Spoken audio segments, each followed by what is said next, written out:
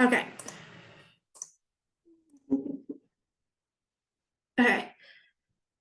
I'll see if the video and you can hear. For over 35 years, Flyer Electric has provided powerful solutions to some of the most successful companies on the prairies, and we want you to be one of them. For engineered or design-build projects, Flyer is your trusted name for electrical solutions. Basic water treatment plants, renewable energy technology, commercial, industrial, and mining projects. Flyer can get it safely done, on time and on budget. Flyer Electric, over 35 years of powerful solutions.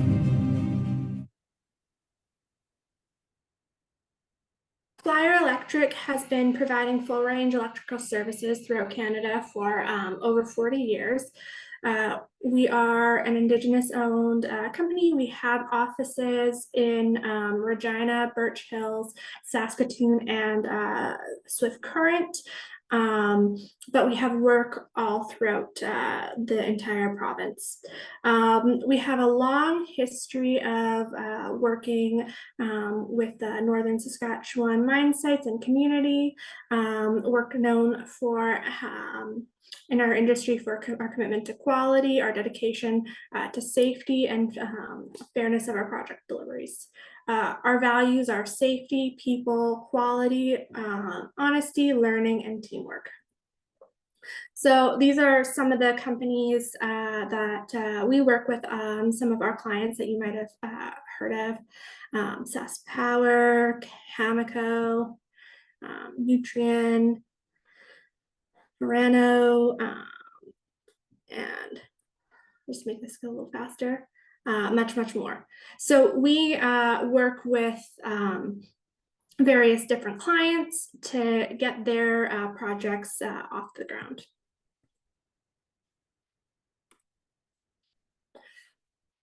So what does a career in the electrical trades look like? So you can come out of school and join a career in the electrical trades immediately. There isn't a required certificate or a required training that is needed. One thing that we'll talk a little bit about later that you can do is there is something called a pre-employment certificate, and that is a program that you can take with SaskPoly or other associated satellite schools, and it gets you kind of your foot in the electrical world, gives you an idea about what the trade is like, and it goes towards your hours, your apprenticeship hours, which we'll talk a little bit about later. So while that certificate is not required, it certainly is for us when I'm looking at resumes or any other employer when they're looking at resumes. It's something that makes your resume stand out. It lets us know that you're serious about the trade. And also for you on the other end of it, it gives you an idea about what electrical work is like. Basically, it requires 2 months of schooling and 10 months of working. So unlike, kind of in a traditional educational model where you're going to school most of the time,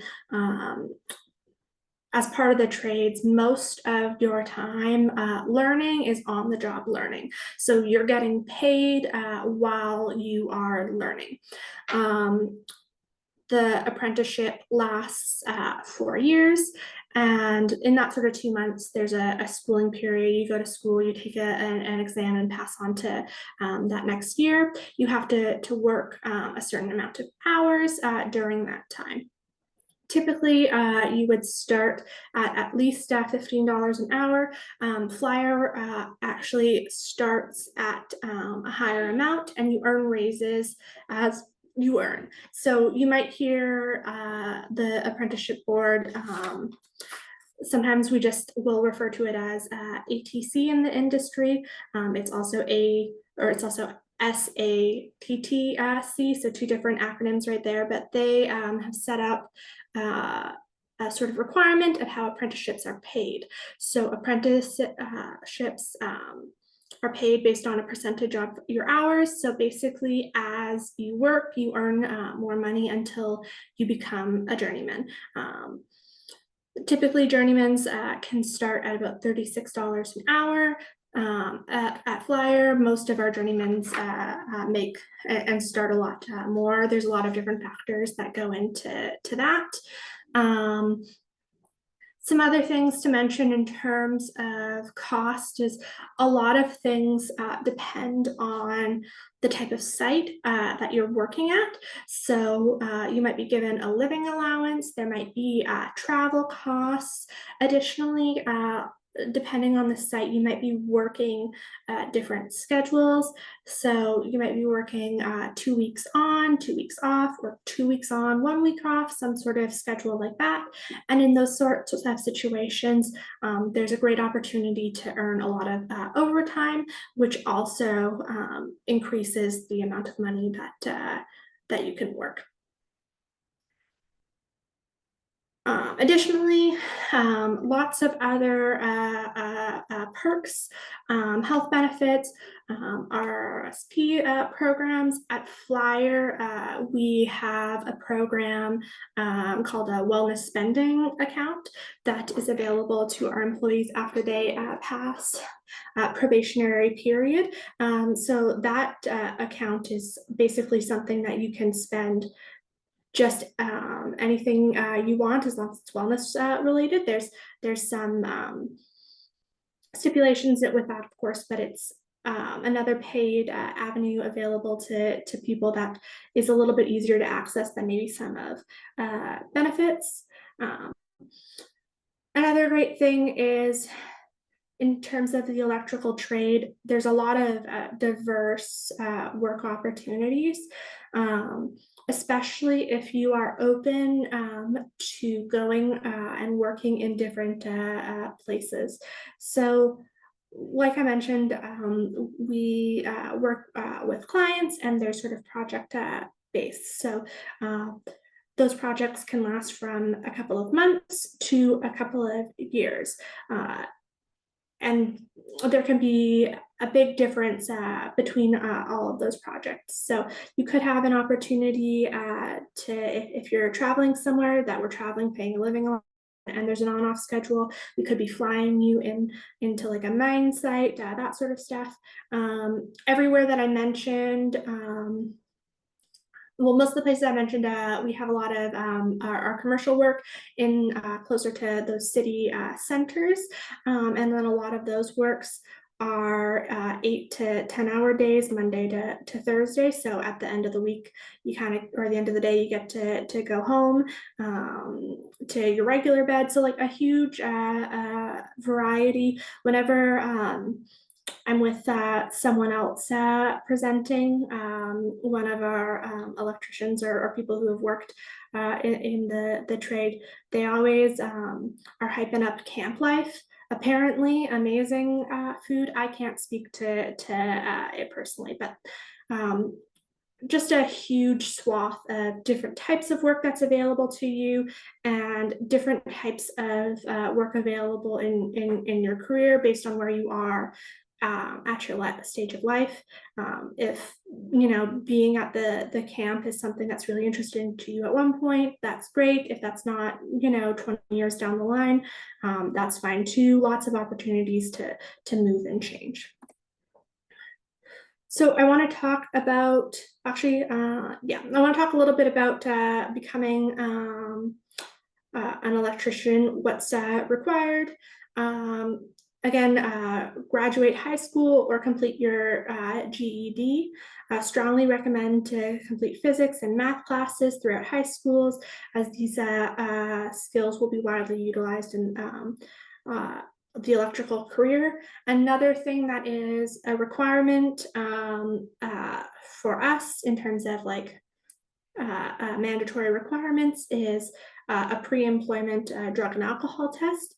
And that's something that can happen if this is a career that is interesting to you. It can happen multiple times throughout your career, as it's often a requirement that we have that negative result before going to different clients' sites. So maybe if one project ends, we would much rather move a person to a different project than lay that person off. That might be a time when in your career you would have another pre-employment test, even though you were working with us as the same employer.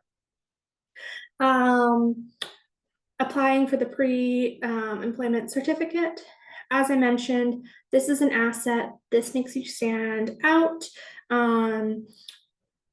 For us, this lets us know that you're serious in the trade. Another thing that's really great about this certificate is it actually goes towards your apprenticeship hours. It counts towards 300 of your apprenticeship hours. So to give you guys some numbers, at 900 hours, that's when apprentices get their first raise. So taking that course is super beneficial for you. After that, you're hired with a company, and that's when you become indentured. We don't require people come up with other certificates. We most of the time cover the cost of those other payments. There's some things that go into that, but it's very important to us that we're encouraging people, one, to do training, and that also that your training is up to date for what is needed for a particular project. So at Flyer, we have a database of every single training that people have taken, when it's expired. We'll do regular on-the-site trainings, or we'll make sure that when your training is expiring that we're doing another training with you. If there's other trainings that you're interested in taking personally, we have a plan for that. So we really encourage and support different certificates, but besides the pre-employment being a benefit, your GED or high school being required, and the pre-employment drug and alcohol test, like those are the requirements. Other certificates aren't. There might be something particular for the site, but be something that would limit you from being hired. That would be something that we would train you for. Then the biggest thing when you're in apprenticeship is show up for work, ask questions, and apply yourself. Electrical is a trade where if you are someone who is reliable and reliable, dependable, punctual, all of those things will be really rewarded. It's not it's not a hidden secret. There's no I don't know, like test or something crazy. It's just as simple as being that person who shows up for work every day, who's on time, who's engaged and asking questions, who is interested in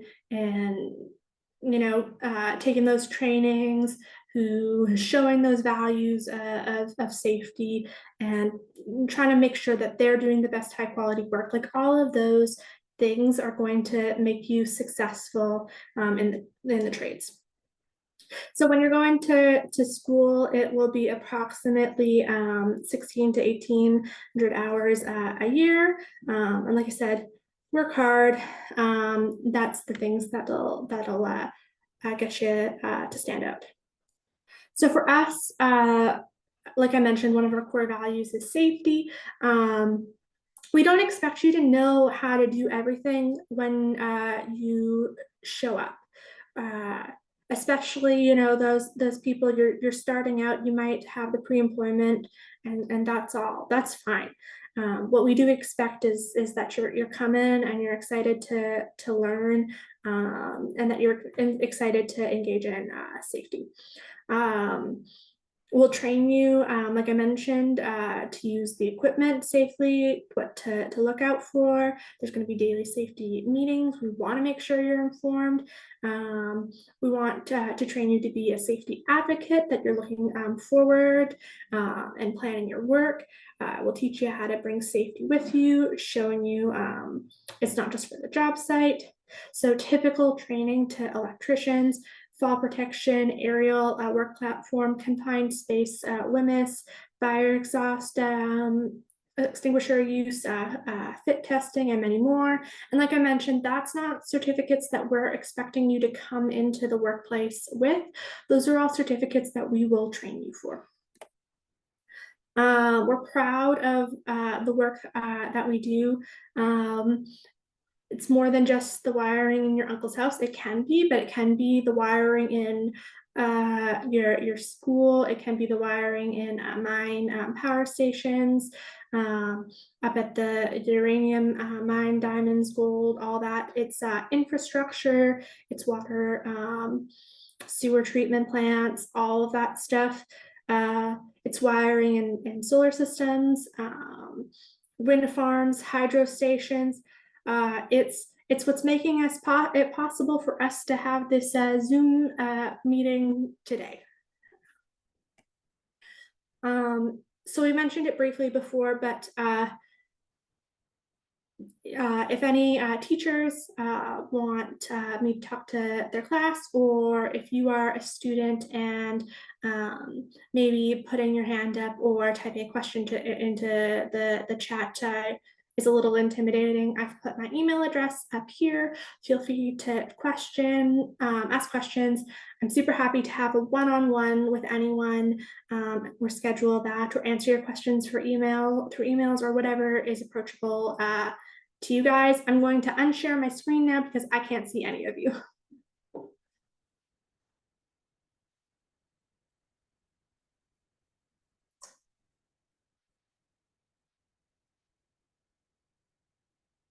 So if we have any questions.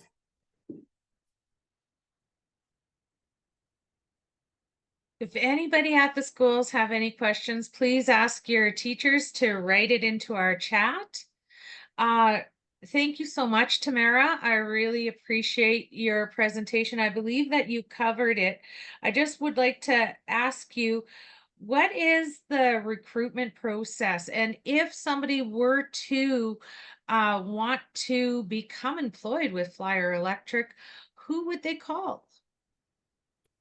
Well, I do most of the recruitment process for Flyer Electric. You can go to our website and apply. We actually have something general for people to submit their resumes.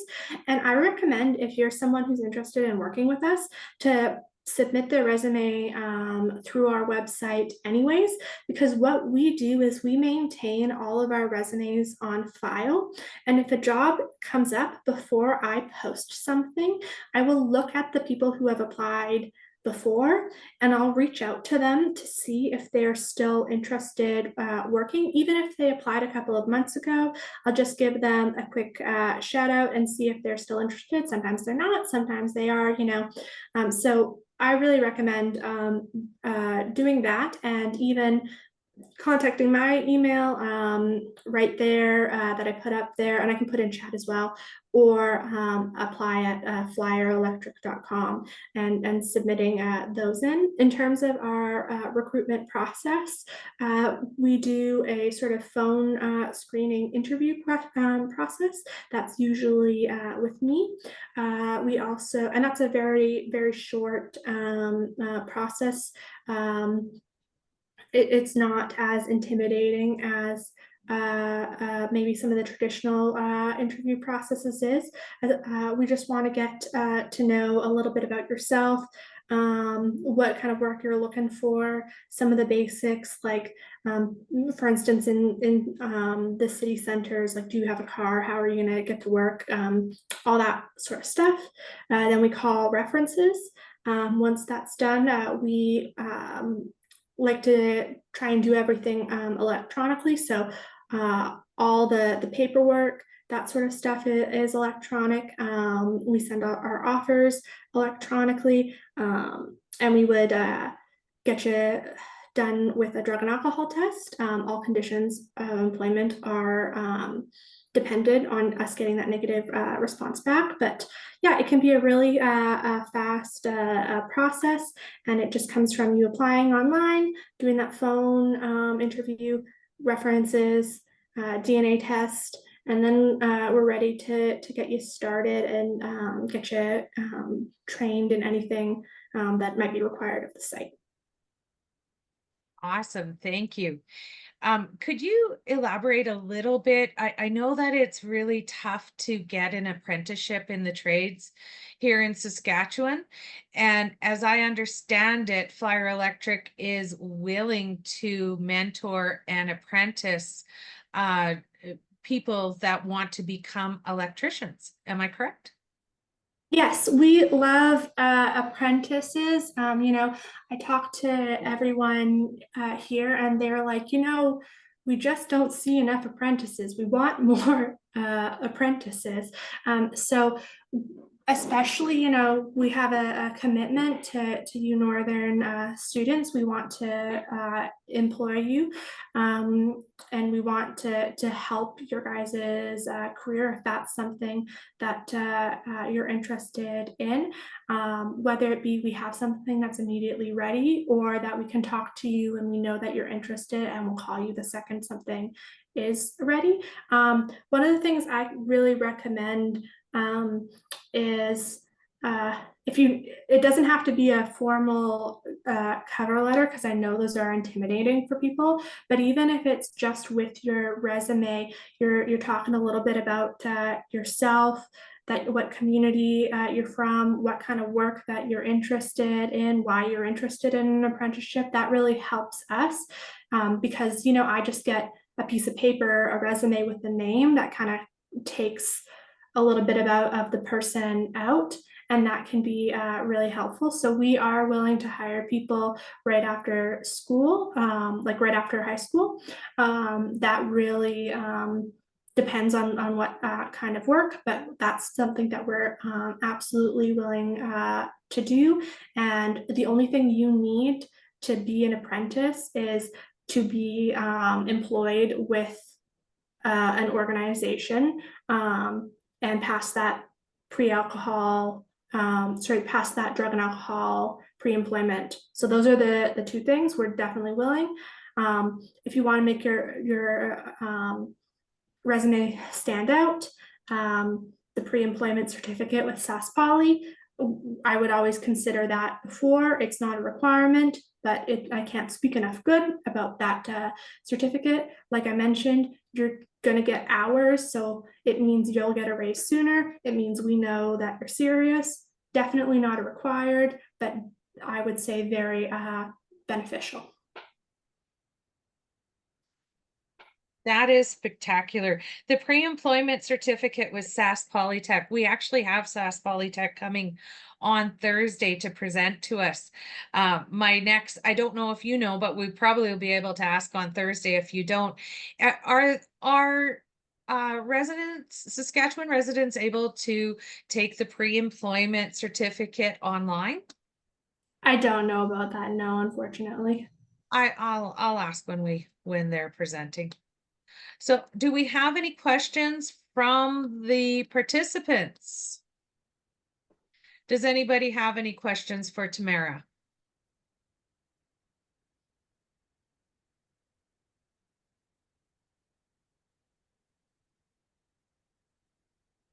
I see Father Gamache moving their camera. That's awesome.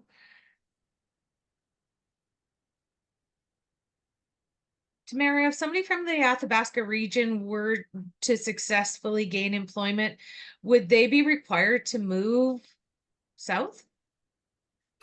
Absolutely not. We have lots of job sites that are fly in, fly out.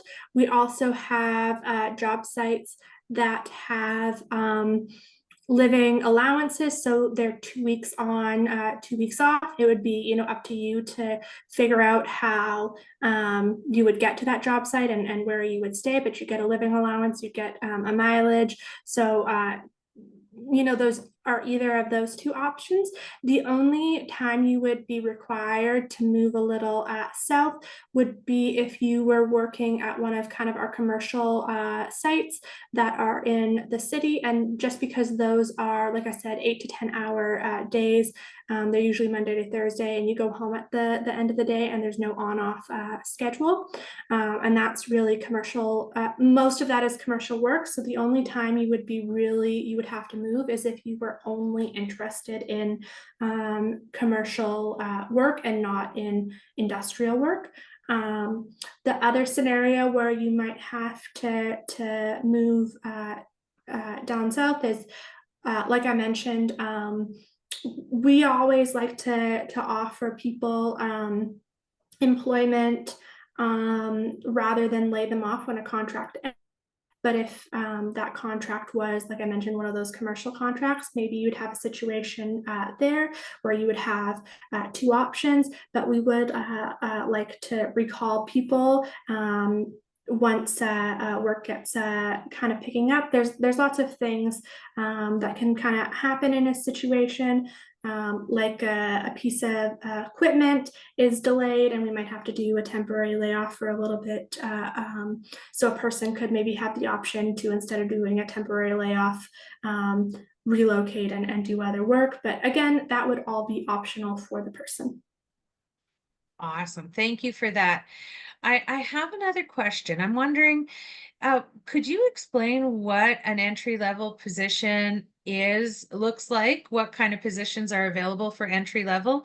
And do you have any summer employment for students? Yeah, so I know there's some like depending factors, but that we would be interested in doing some summer employment. But I don't have any positions that I could present at this time. Basically, our entry-level positions would be your apprentice electrician. And what that is as an apprentice, we would have you work with a journeyman, and that journeyman might be instructing you to do a variety of different tasks. Those tasks would vary wildly depending on if you're commercial, residential, or industrial. This could be setting up like the wiring for a big machine, or it could be setting up the wiring, you know, like for a fire alarm, or doing a whole range of stuff. But what I'll kind of address here is that everything is done appropriate to your educational level as an apprentice, and that safety is key. And safety really leads to quality of work. If you're doing things safely, then you're going to have a high quality of work. If you're trying to rush and cut corners, then it's not going to be as good quality. So overall, it's not as valued. So as you'll always be given instructions, because part of the apprenticeship process is that you're learning on the job. So you might be given certain tasks to do in a day. You might be being taught different tasks, but it'll all be appropriate to the level that you are in your apprenticeship. And I just say safety is key there, because nobody is going to start you off on your first day right out of high school. You haven't done any electrical with like some crazy high voltage thing. You know, it kind of starts small based on where you are. Does that fully answer it, or? Yeah, absolutely. Thank you very much for that. I understand that you're hiring in the Northern Saskatchewan district. And do you have any so within the Athabasca region, could you give us a percentage of how many employees with Flyer Electric are from the Athabasca region, or is that a tough question? I'm sorry if it is.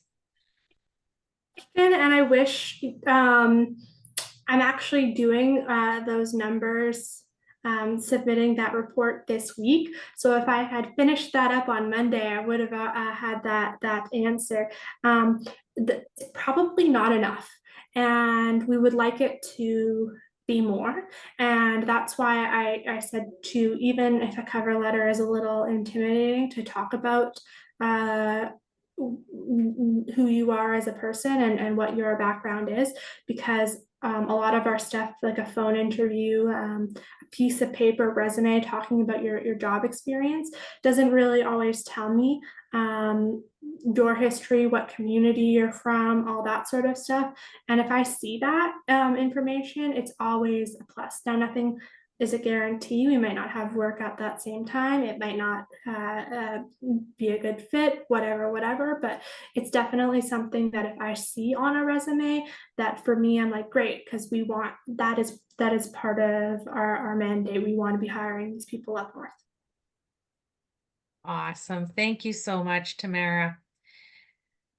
Okay, well, do we have any questions for Tamara coming from the attendees from the schools?